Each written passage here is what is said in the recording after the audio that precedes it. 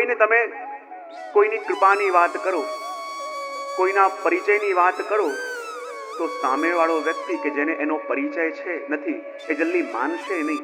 એ માનશે ક્યારે? કે જ્યારે તમે એને પહેલા પ્રમાણ આપો. અને જ્યારે એને પણ પ્રમાણ મળે કે ના, જેવી કૃપા એના ઉપર થાય છે એવી કૃપા મારા ઉપર પણ થઈ. અને જ્યારે પ્રમાણ મળે તો સહજ રીતે પ્રમેય જાગે, સહજ રીતે એના માટે હૃદયમાં સ્નેહ જાગે. અને જ્યારે હૃદયમાં સ્નેહ જાગે તો જીવ એને મળવાના પ્રયત્નો કરે. અને મળવાના પ્રયત્ન એટલે કે સાધન. અને પોતાના પ્રયત્નથી અને એની કૃપાથી જ્યારે એ આપણને મળે તો એ છે જીવનું ફલ. તો આ 4 દિવસની યાત્રા, પહેલા દિવસે પ્રમાણ, બીજા દિવસે પ્રમેય, આજે એવું સાધન કરીએ કે કાલે આપણને ફલ પણ મળે. અને સાચા અર્થમાં એ જ શ્રી વલ્લભના દિવ્ય વિચરણનું, શ્રી વલ્લભના દિવ્ય લીલાઓનું અવગાહન આપણે વલ્લભાખ્યાનના માધ્યમથી કરી રહ્યા છીએ. કાલે પ્રથમ આખ્યાનની અંદર જે સ્વરૂપમાં ગોપાલદાસજીને આશક્તિ હતી, શ્રી વલ્લભ વિઠ્ઠલ સ્વરૂપ તો એક છે, પણ જે સ્વરૂપ ધારણ કરીને વલ્લભે ગોપાલદાસજી ઉપર કૃપા કરી એ સ્વરૂપ શ્રી વિઠ્ઠલનાથજીનું, એ સ્વરૂપ શ્રી ગુસાઈજીનું. માટે વાણી સ્ફુરિત થઈ અને પહેલા તો શ્રી ગુસાઈજીના વર્ણન કર્યા, પણ હવે લાગ્યું કે જેના વંશમાં ગુસાઈજી પ્રગટ્યા છે, જેના પરિવારની અંદર શ્રી ગુસાઈજી પ્રગટ્યા છે, જ્યારે એના વર્ણન કરીશ, જ્યારે એનું ગુણગાન ગાઈશ તો મારા પ્રિયને સુખ મળશે. અને એમ વિચાર કરી બીજા આખ્યાનની અંદર આપે શ્રી મહાપ્રભુજીના સ્વરૂપનું, શ્રી મહાપ્રભુજીના પ્રાગટ્યનું અને આપની લીલાઓનું વર્ણન કર્યું છે. તો આવો આ બીજા આખ્યાનની અંદર આપણે પ્રવેશ કરીએ, જેમાં ગોપાલદાસજી શ્રી મહાપ્રભુજીના એ દિવ્ય સ્વરૂપનું સ્મરણ કરી રહ્યા છે અને કહી રહ્યા છે.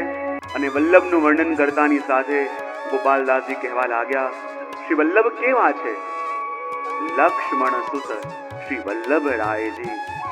અને કેવા વલ્લભ? સ્મરણ કરતા દુષ્કૃત જાયજી. કલિજન કરવા નહીં અવર ઉપાયજી. અને યજ્ઞ પુરુષ હરિના શ્રુતિ ગુણ ગાયજી. શ્રી મહાપ્રભુજીના સ્વરૂપનું જ્યાં વર્ણન કરે અને કહે કે શ્રી વલ્લભ કોના સુત છે? કે લક્ષ્મણ સુત, જેનું લક્ષ્ય પણ પ્રભુ અને જેનું મન પણ પ્રભુમાં. એને ઘેર શ્રી વલ્લભ પ્રગટે, એના ઘરમાં શ્રી વલ્લભનું પદાર્પણ થાય કે જેનું લક્ષ્ય પણ પ્રભુ છે અને જેનું મન પણ પ્રભુ છે. એવા લક્ષ્મણ ભરજીને ત્યાં શ્રી મહાપ્રભુજીનું પ્રાગટ્ય થયું. અને શ્રી વલ્લભ પણ કેવા છે? કેટલીક જગ્યાએ તો સન્મુખ જવું પડે, કેટલીક જગ્યાએ તો એના ગુણગાન કરવા પડે, પણ અમારા વલ્લભ તો એવા છે, સ્મરણ કરતા દુષ્કૃત જાયજી. કોઈ એક ક્ષણ માટે શ્રી વલ્લભનું સ્મરણ કરે અને જેમ સ્મરણ કરતાની સાથે જ શ્રી વલ્લભ અગ્નિ સ્વરૂપ છે તેમનું સ્મરણ એક એક ચિંગારી છે. અને જ્યારે ઘાસનો કેટલોય મોટો ઢેર ક્યાં કેમ ન હોય, પણ એમાં નાનકડી એક ચિંગારી પડે અને ઘાસનો ઢેર બળીને રાખ થાય. એમ ચાહે આપણી અંદર કેટલાય અપરાધો દોષો કેમ ન હોય, પણ એકવાર જો શ્રી વલ્લભનું સ્મરણ મનથી થાય અને ચિંગારીનો સ્પર્શ જ્યારે થાય એ અપરાધોનું શમન થઈ જાય છે. અને જુઓ તો ખરા, શ્રી વલ્લભનું સ્મરણ શું છે? યાદમાં અને સ્મરણમાં બંનેમાં પણ ફરક છે. પ્રયત્ન પૂર્વક કરવું પડે એને કહેવાય યાદ, અને પ્રયત્ન કર્યા છતાં પણ જે જાય નહીં એને કહેવાય સ્મરણ. પ્રયત્ન કરીએ ભૂલવાનો છતાં ન ભૂલાય, મનમાંથી કાઢવાનો પ્રયત્ન કરીએ તો પણ ન નીકળે અને સહજ રીતે એની યાદ બનેલી રહે. ક્યારેક આવે અને ક્યારેક જાય એને કહેવાય યાદ, અને સદા બનેલી રહે એને કહેવાય સ્મરણ. અને શ્રી વલ્લભ કેવા છે? સ્મરણ કરવા માત્રથી જે જીવનો ઉદ્ધાર કરે એવા શ્રી વલ્લભ છે. કારણ કે જે જીવના મનમાં શ્રી વલ્લભનું સ્મરણ આવે એ જ ક્ષણે શ્રી વલ્લભના મનમાં એનું સ્મરણ આવે. જેમ કોઈ જીવ વલ્લભ યમુનાજીનું નામ લે એ વખતે યમુનાજીના મુખમાં એ જીવનું નામ આવે, એમ જ્યારે કોઈ જીવ શ્રી વલ્લભનું સ્મરણ કરે અને એ જ સમયે શ્રી વલ્લભ એ જીવનું સ્મરણ કરે.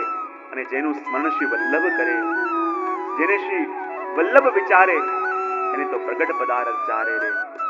અને સાચા અર્થમાં એટલે તો કહ્યું કે શ્રી વલ્લભ એવા છે કે જેનું સ્મરણ કરવા માત્રથી જીવના બધા જ દુષ્કૃતો દૂર થાય. અને જુઓ તો ખરા, જે જીવ વલ્લભનું સ્મરણ કરે અને વલ્લભ એનું સ્મરણ કરી અને અલૌકિક સામર્થ્યનું દાન એમને આપે.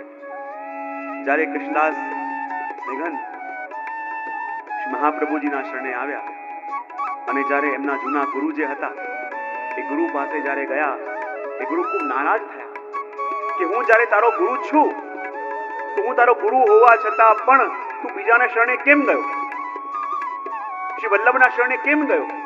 અને જ્યાં આ વાત કૃષ્ણદાસજીને કહી, કૃષ્ણદાસજી કહેવા લાગ્યા કે મારા ગુરુ તો આજે પણ છો, મારા ગુરુ તો આપ છો, પણ એવી કૃપા આપની થઈ કે આપના કૃપાથી ગુરુ સ્વરૂપે મને સાક્ષાત પુરુષોત્તમ મળી ગયા, મને સાક્ષાત ગુરુ સ્વરૂપે મારા પ્રભુ મળી ગયા. એ ગુરુને નારાજ થયા અને કહેવા લાગ્યા, શું તું કહી રહ્યો છે કે જેના શરણે તું ગયો છે કે શ્રી વલ્લભ પુરુષોત્તમ છે, એનું પ્રમાણ શું? અને જ્યાં પોતાની નિષ્ઠા છે, જ્યાં પોતાનો અનન્ય ભાવ છે, અને એના માટે જ્યારે પડકાર કર્યો એના ગુરુએ, અને એ જ વખતે કૃષ્ણદાસ નિઘનને એવો આવેશ આવી ગયો, શ્રી વલ્લભનું સ્મરણ કર્યું અને બળતા અંગારા હતા એ અંગારા હાથમાં લીધા અને કહ્યું કે આપ કહી રહ્યા છો, આપ પૂછી રહ્યા છો કે મારા વલ્લભ પુરુષોત્તમ નથી?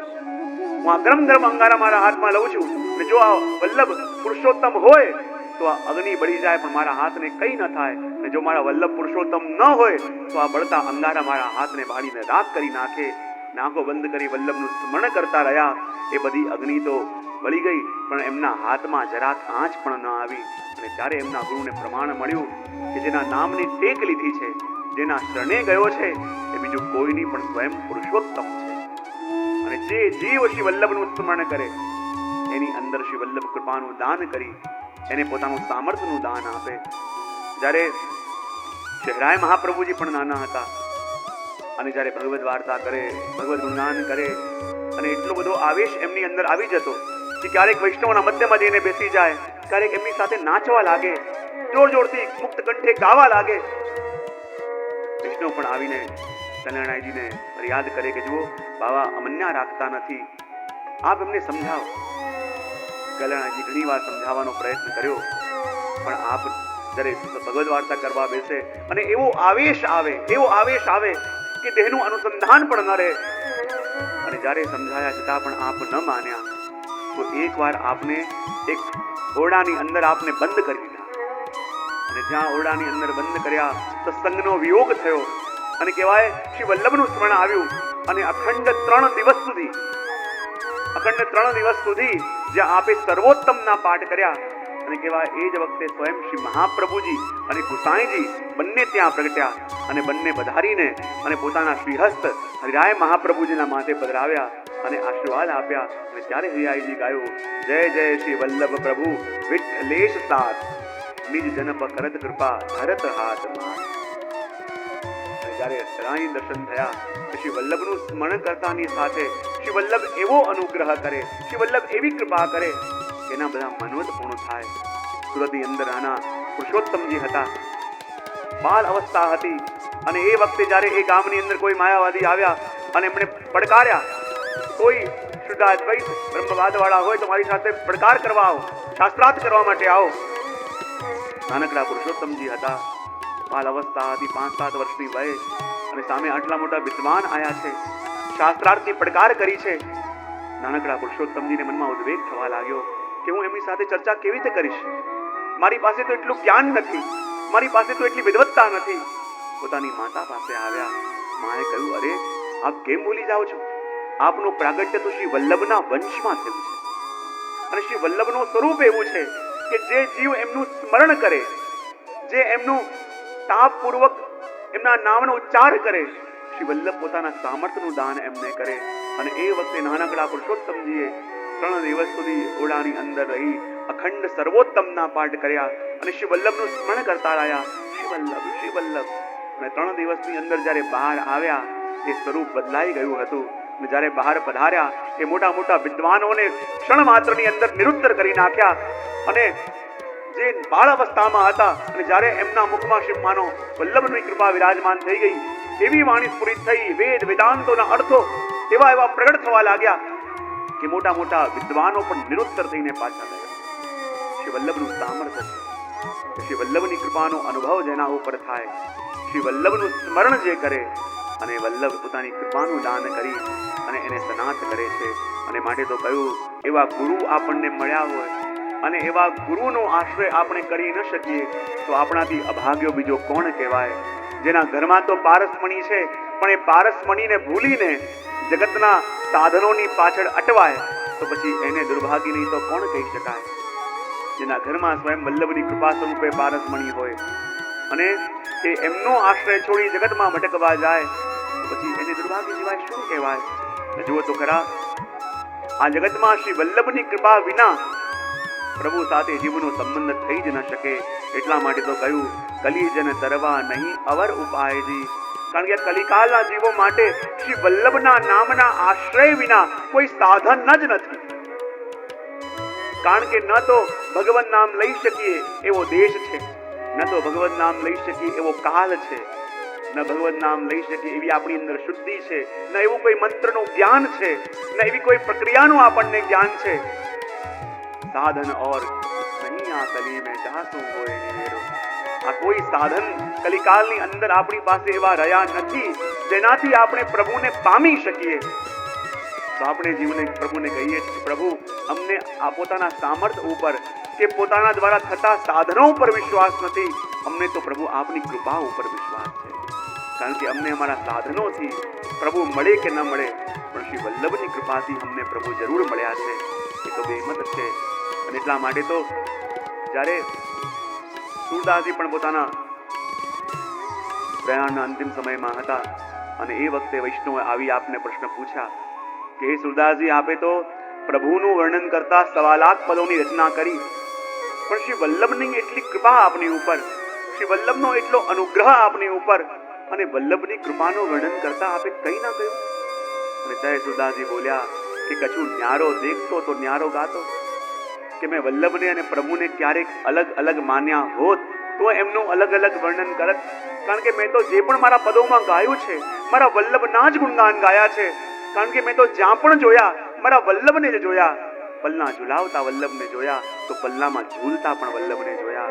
શિંગાર ધરાવતા વલ્લભને જોયા તો શિંગાર ધારણ કરતા પણ વલ્લભને જોયા.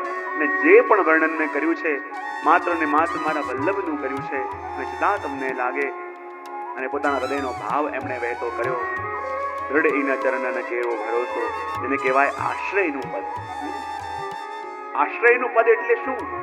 જો તો ખરા, શ્રી વલ્લભના આશ્રયની વાત કરી અને આશ્રયના પદની અંદર 4 પંક્તિ, બરાબર, 4 તુકો છે. એટલે કેમ?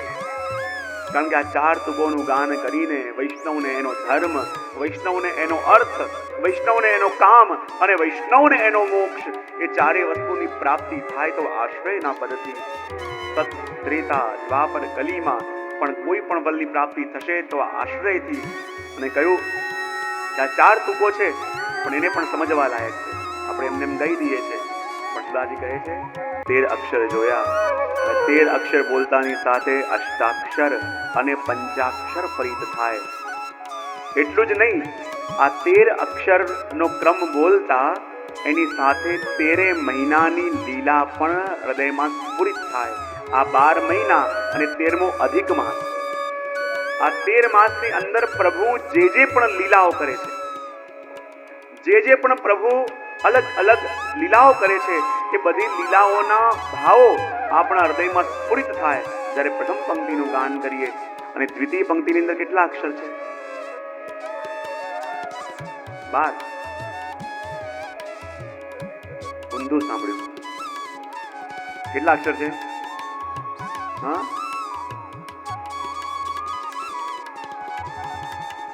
કેટલા અક્ષર છે બીજી પંક્તિમાં? 21. કેટલા?